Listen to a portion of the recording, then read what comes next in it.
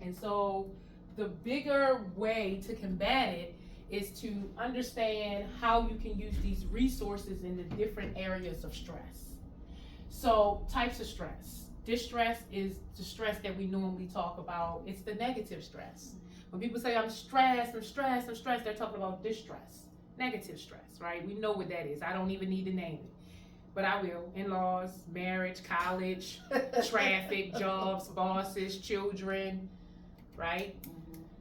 But there's also eustress, which is good stress. And people don't realize that good or bad, too much stress all at once is not good for you, right? So in 1 month, let's say you hit the lottery, you move, you get a new car, new job, all your dreams came true in 30 days, right? You think that that's not stressful. It's very stressful, right? It is producing the same amount of stress if bad things happen to you in that same 30-day period, right? You could have lost a family member, got evicted, got fired from your job.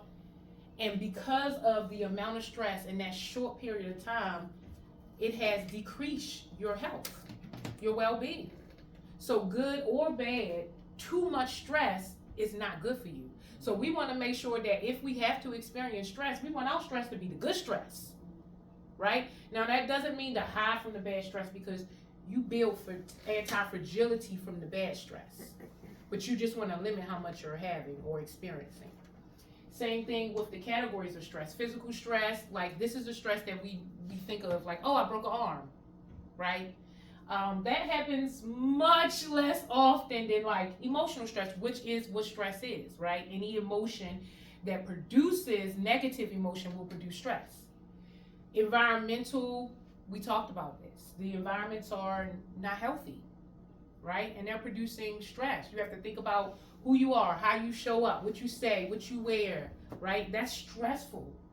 Chemical lifestyle. You can live in certain areas and it's not good for you. The pollution, the air, the trash, the groceries, the water, right? There's some places still dealing with water crises. Stress levels. Individual is the foundation, because organizations and societies are created of individuals, right? So if the individuals are stressed, organizations are stressed, the society is stressed. So when we think about duration, we want to keep our stress short term, right? We want to make sure we can't eliminate stress altogether, but if we're going to experience stress, I want to get in and get out. It's like double dutch. Get in, get out, right? You don't want to make it a lifestyle. Many of us are living chronically stressed. We talked about it because we are feeling out of control every single day, and we rarely feel inner peace.